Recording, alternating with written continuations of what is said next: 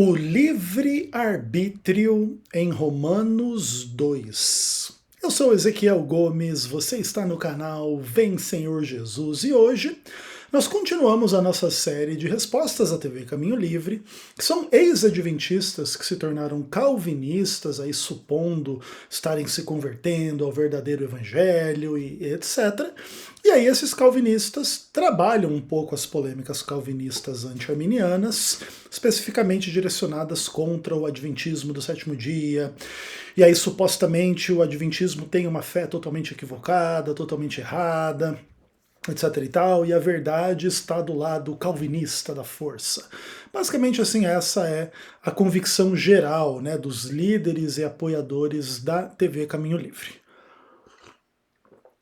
Todavia, a gente está respondendo assim um monte de questões referentes a essas discussões, e nesse momento da série nós estamos trabalhando as questões de doutrina da depravação total em comparação com a doutrina do livre-arbítrio.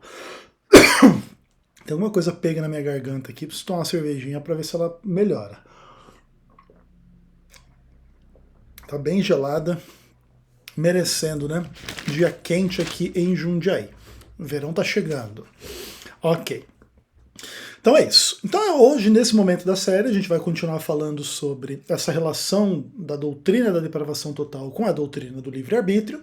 E nesse momento a gente está fazendo uma exposição da carta aos Romanos por inteiro, procurando assim esses elementos, né, de comparação entre a ideia calvinista de depravação total, que aí o homem não tem livre-arbítrio por causa da depravação total, e as visões contrárias às visões calvinistas em relação a estas questões, beleza?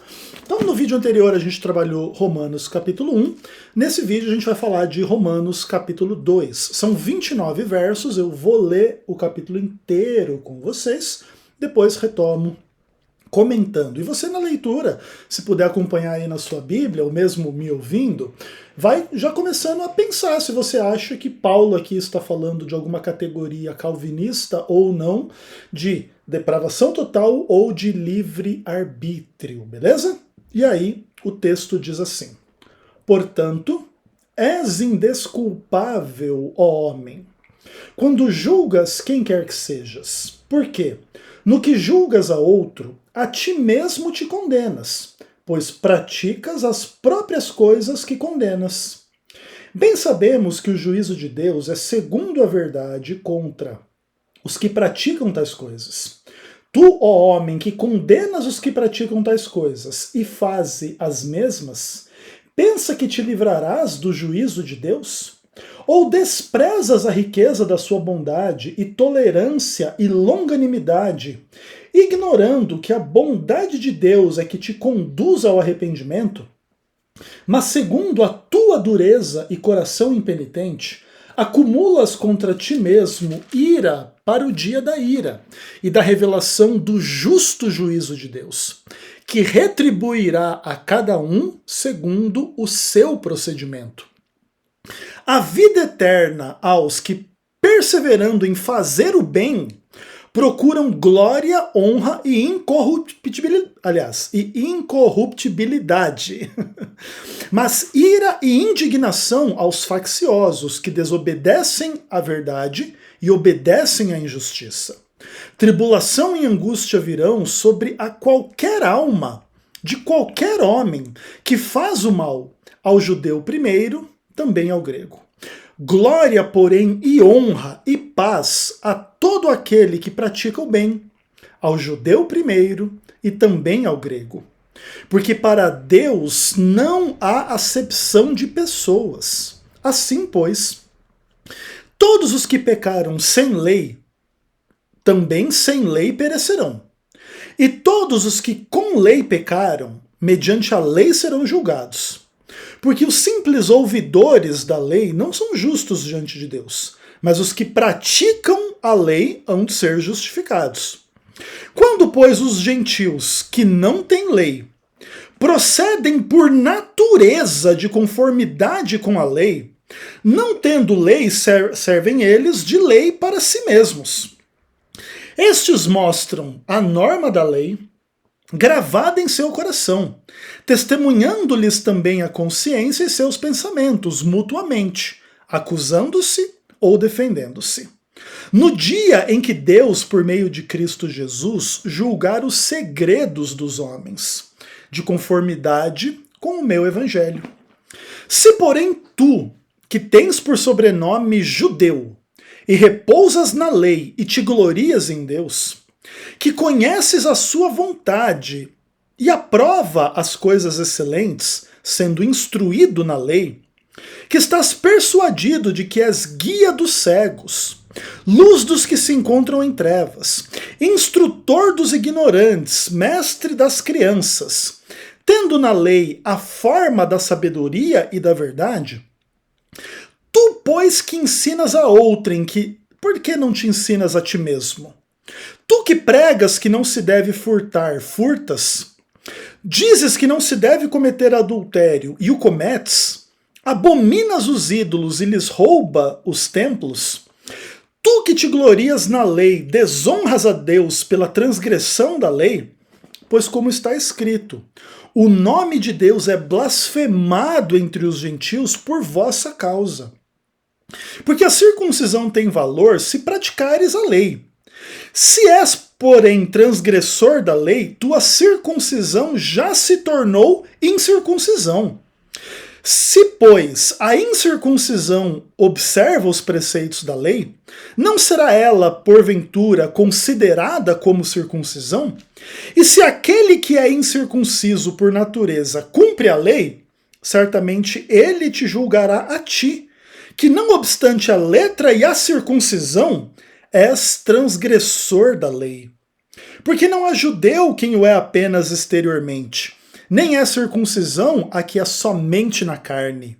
Porém, judeu é aquele que é interiormente, e circuncisão a que é do coração, no espírito, não segundo a letra, e cujo louvor não procede de homens, mas de Deus.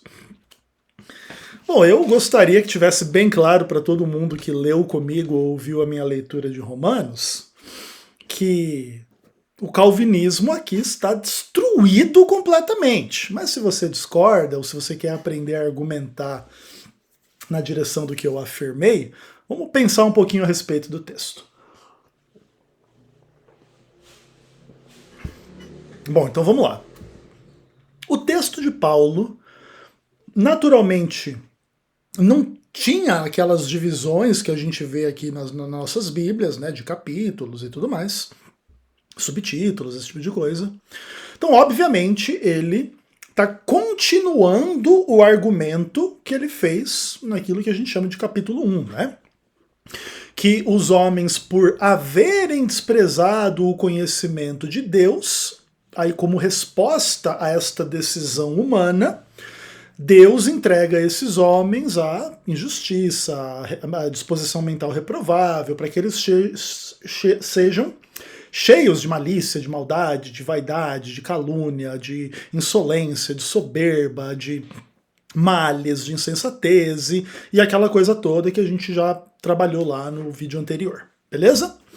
Aí ele fala assim, que diante dessas questões como um todo, é importante entender que as pessoas que Paulo está retratando aqui, elas conhecem a sentença de Deus, de que quem faz o mal aqui merece a morte. Mas elas não somente fazem o mal, elas aprovam quem também faz o mal, e portanto, o homem é indesculpável quando ele julga essas coisas más, se ele faz da mesma forma, né? Tipo assim, ó, você é indesculpável quando você julga quem quer que seja, porque quando você julga o outro, você condena você mesmo, porque você pratica as próprias coisas que você condena, né? Então, por exemplo, você aqui está condenando a injustiça, mas é um injusto. Você está condenando a inveja, mas você é um invejoso. Você está condenando quem é sem misericórdia, e você é sem misericórdia.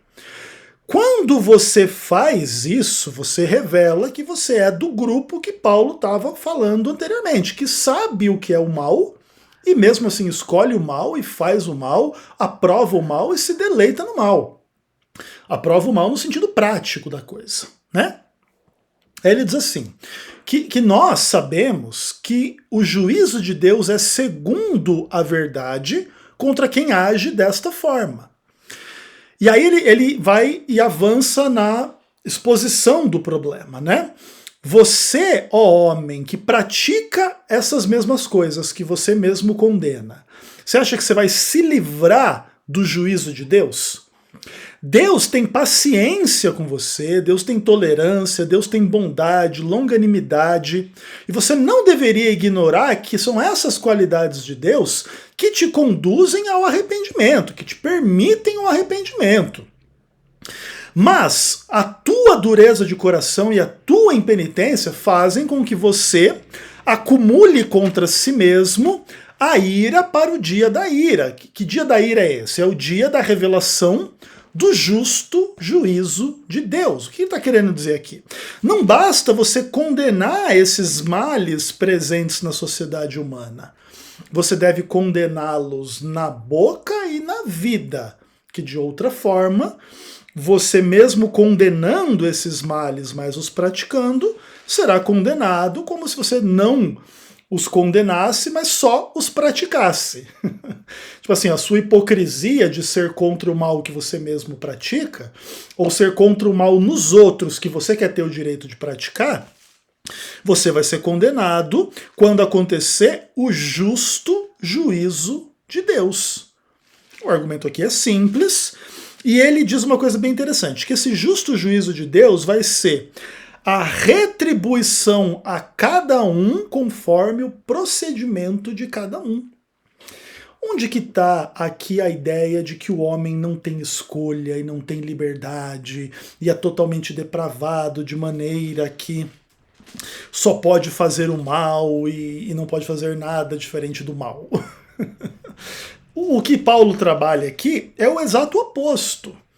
O homem pode se contrapor, teoricamente, aos males que existem e pode fazer isso também na prática.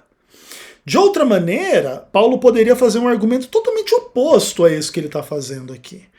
Você, ó homem, é capaz de ver os males que acontecem, mas não é capaz de não ser idêntico aos males que você identifica.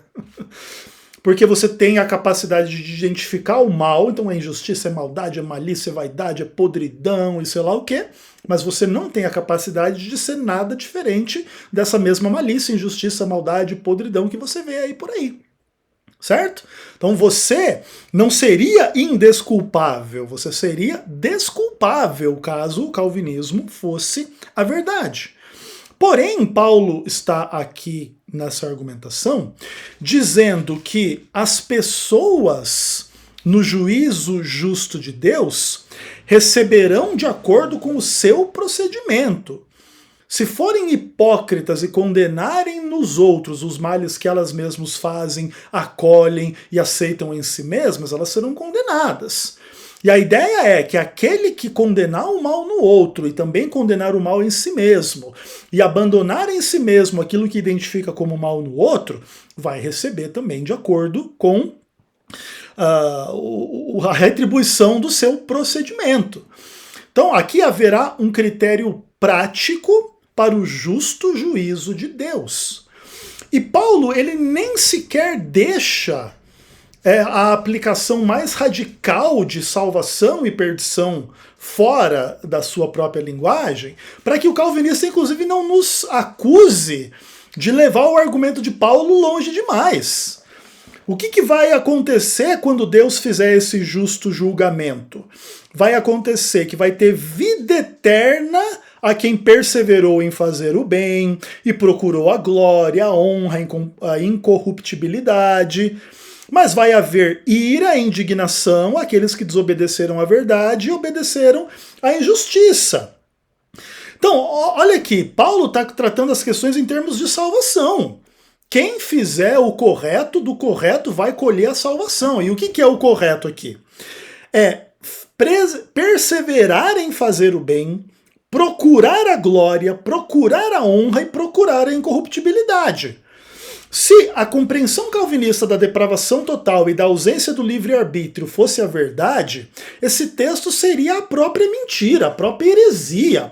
Paulo ia ter que ser acusado aqui de ser um pelagiano, de ser um semi-pelagiano, um arminiano, um sei lá o quê, como os calvinistas usam essas terminologias para falar do herege. Ah, você, herege, acredita que você vai fazer o bem, aí você vai colher a vida eterna de fazer o bem? Você é um pelagiano que não acredita na doutrina da depravação total e da queda de Adão, e que isso destruiu a natureza humana nessa visão calvinista da depravação total e blá blá blá. Em função da qual não existe livre-arbítrio. Uma piada, o texto diz o exato oposto. Diz das pessoas que elas não somente não são incapazes de fazer o bem, mas são capazes e ainda de perseverar em fazer o bem, buscando a honra, a glória, a incorruptibilidade. Não tem nada do tipo assim, a sua natureza é tão depravada que é impossível para você pensar bem, escolher bem, fazer bem, perseverar no bem, buscar honra, buscar glória ou incorruptibilidade. Uma palhaçada a visão calvinista, né? A visão calvinista é uma afronta ao texto de Romanos 2, né? Aliás, o calvinismo já morreu em Romanos 1, como eu falei no vídeo anterior. Chegar em Romanos 9, o calvinismo já está morto há séculos de discussão teológica. Romanos 2 não é diferente, é pancada em cima de pancada no calvinismo. E a ira vai ser contra quem? Contra os que desobedecem à verdade e obedecem à injustiça. Então é aqueles que escolhem o mal em função do bem, né? Trocam o bem pelo mal. Esses que serão condenados, não é algo do tipo assim, vocês não têm escolha, aí se você não for eleito, daí você vai receber ira e indignação, não pelo que você escolheu, mas pelo que Deus escolheu para você, né? Lá no decreto da eleição incondicional. É uma piada completa. Enfim, aí, o que ele continua dizendo aqui? Que a tribulação e a angústia virão sobre a alma de qualquer homem que faz o mal, seja judeu, seja grego. A glória, porém, e a honra e a paz a todo homem que pratica o bem, ao judeu e também ao grego. Você não pode nem apelar à distinção do povo eleito versus o povo não eleito para separar quem faz o bem e quem faz o mal. Do tipo assim, o povo que Deus escolheu ainda pode fazer o bem, mas o povo que Deus não escolheu não pode fazer o bem. Não, você sendo do povo eleito judeu ou do povo não eleito pagão, você pode fazer o bem ou fazer o mal. Essa é a afirmação do livre-arbítrio explícito, tá? E acabou, e não tem o que dizer. E por que é assim? Porque Deus não faz acepção de pessoas. Para Deus não há acepção de pessoas. Aqui está destruída a doutrina da eleição incondicional, que é a acepção de pessoas. É Deus lá na eternidade passada, olhando para tudo que ele iria fazer na história, escolhendo uns e rejeitando outros com base em nada, nesses uns nem nesses outros, a não ser a própria vontade secreta de Deus, a sua glória e a sua maravilhosa vontade. Segundo a qual tudo é feito em acepção de pessoas, né? Que inclusive na mentalidade calvinista já vão nascer depravadas, sem liberdade, e ainda assim vão ser condenadas, é como se tivessem algum tipo de culpa, ou pudessem fazer algo contrário ao que elas viriam a fazer em termos das escolhas de fé ou descrença, obediência ou desobediência, crime ou serem cidadãos honrados, ou coisas do tipo. É uma piada achar que Romanos é uma carta calvinista, irmãos. Aí assim, ó. Porque todo mundo que pecou com a lei, pela lei vai ser julgado, todo mundo que pecou sem a lei vai perecer. E aí ele vai falar que tem gentil que não tem a lei revelada, mas por natureza age de conformidade com a lei. Cara, quem tem coragem de ler Romanos 2 e continuar calvinista, eu não sei o que tem na cabeça. Sinceramente, cara, eu também não estou querendo dizer que não existam aí calvinistas que estudam Romanos. Claro que existe, mas que tipo de malabarismo é necessário fazer para dizer que isso aqui, no final das contas, é calvinismo. Aqui tem o gentil que, por natureza, está fazendo as coisas de acordo com a vontade de Deus, com a lei, e a sua consciência testemunha a seu favor, e quando ele erra, testemunha contra também, e tudo mais. E tudo isso aqui vai acontecer mostrando que eles têm a norma da lei gravada no coração. E isso vai ser revelado no dia que Deus revelar os segredos dos homens. Então, como que é? Para o calvinista, primeiro que não tem segredo para os homens. Tá? Para o calvinista, eles são maus e podres e imundos e não fazem nada de bom e não pensam nada de bom e não tem liberdade, livre-arbítrio e blá blá blá. Então, para o calvinista não tem segredo nenhum. Mas o Paulo está dizendo que tem segredo, e o segredo de alguns homens é que eles, não tendo a lei, agirem em conformidade com a lei. Cara, é incrível como cada passo do argumento de Paulo é o oposto do calvinismo. É incrível, é gritante, é flagrante. Aí ele vai reclamar aqui do judeu, que tem por sobrenome judeu, repousa na lei, ele está persuadido de que ele é o guia dos gentios, ele tem uma moral superior, ele tem uma inteligência superior, ele tem uma espiritualidade superior. E ainda assim, ele ensina uma coisa e pratica outra. Ele fala que não se deve cometer adultério e o comete, etc. E tal. E aí ele fala assim que o nome de Deus é blasfemado entre os gentios por causa dessas pessoas. Em vez de Paulo dizer assim, cara, eu entendo o seu dilema, porque você ensina que não deve adulterar, mas você tem uma natureza totalmente depravada, sem livre-arbítrio, então você é obrigado a adulterar. Então, o nome de Deus, ele é glorificado na sua existência para mostrar que você não pode nada, não tem escolha nenhuma, não tem liberdade nenhuma, e só se Deus te der um novo nascimento, ou alguma coisa fora de você, para você poder fazer o contrário do que você faz, de ensinar que não deve adulterar e adulterar, de ser um hipócrita, um falso e essa coisa toda. Entende? Quando Paulo diz que quem age dessa maneira que esse judeu aqui está agindo é uma pessoa que está errada, o que ele está querendo dizer? Você não deveria só ensinar que não deve adulterar, você deveria ir e praticar o que você ensina, né? É isso que você deveria fazer. E aí o nome de Deus não seria blasfemado. Não tem um papo do tipo assim, ó, não, você não consegue não adulterar, mesmo que você tenha a ideia na tua cabeça que não deveria adulterar, porque você não tem livre-arbítrio. Então você é um autômato na direção do adultério. Se o calvinismo fosse a verdade, né? Mas não é. E o Paulo, em Romanos, ele briga com o cara que é o hipócrita. Ele não diz assim, isso aí é depravação total, então você deveria esperar que você é um hipócrita e você não poderia fazer nada diferente disso. Aí o Paulo vai fazer a argumentação sobre a circuncisão e a incircuncisão, demonstrando exatamente essa questão, de que o circunciso que transgride a lei, a circuncisão dele já se tornou incircuncisão. E o incircunciso que guarda a lei que ele falou já nesse capítulo aqui, ele não é circunciso, mas essa incircuncisão já se tornou circuncisão. Que ser judeu, ser de Deus, etc e tal, não é você ser exteriormente, você ter um corte aí no seu pênis e etc e tal. É você ser interiormente, com o coração circuncidado. No espírito, não segundo a letra. E essa pessoa que é circuncidada não só na carne, mas é no espírito, é no coração, ela recebe um louvor que procede de Deus. O que é todo o papo do calvinismo? É que Deus fez tudo desse jeito monergista e as pessoas sem livre-arbítrio, etc e tal, para que ninguém tivesse nenhuma glória. Né? Só lhe deu glória. Glória só a Deus. E aqui, em Romanos 2, Paulo está dizendo que essas pessoas, que mesmo não sendo circuncidadas na carne, são no espírito, são no coração, elas recebem um louvor da parte de Deus. Gente, quem acha que Romanos é uma carta calvinista não chegou na leitura com um discernimento básico no capítulo 2 de Romanos.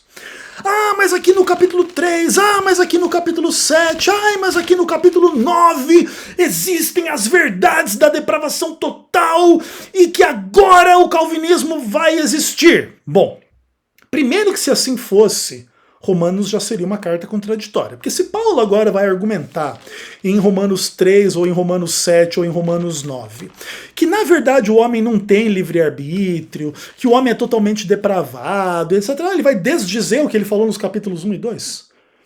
Não, aqui ó, no capítulo 1 ele falou que por ter o conhecimento de Deus e desprezado esse conhecimento de Deus, Deus entregou as pessoas para fazer o mal. Agora no capítulo 3, ou no 7, ou no 9, ele vai dizer o contrário? Não, eles não tinham nenhum conhecimento de Deus, porque eles nasceram na família de Adão. Eles tinham a depravação total e ausência de livre-arbítrio. Eles não podiam escolher nada. E por isso eles eram obrigados a dar aulas contra o adultério e adulterar. E por isso eles tinham uma baita de uma desculpa diante de Deus. Paulo está argumentando contrariamente a essas ideias, já no capítulo 1 e já no capítulo 2. Se houvesse calvinismo em Romanos 3, ou em Romanos 7, ou em Romanos 9, a única coisa que que conseguiria comprovar com isso é que Paulo é contraditório. Então a carta aos Romanos nem deveria ser considerada da Bíblia, da palavra de Deus. E fim! De outra forma, tudo que Paulo falar em Romanos 3, ou em Romanos 7, ou em Romanos 9, vai estar em harmonia com o que ele falou em Romanos 1 e 2. E aí é fim para o calvinismo. É destruição para o calvinismo. A polêmica calvinista, que o homem é totalmente depravado, não tem livre-arbítrio, já está destruída nos 2 primeiros capítulos. E você acha que o capítulo 3, ou 7, ou 9 desdiz isso? Então acompanhe esta série, que nós vamos falar no livre-arbítrio em Romanos 3, em Romanos 7, em Romanos 9. Nós vamos falar do livre-arbítrio em todos os capítulos de Romanos. Reduzindo a fantasia calvinista de TV Caminho Livre ao pó, ao túmulo, que é onde esse tipo de heresia pertence. Beleza? Então é isso e até o próximo vídeo, se Deus quiser.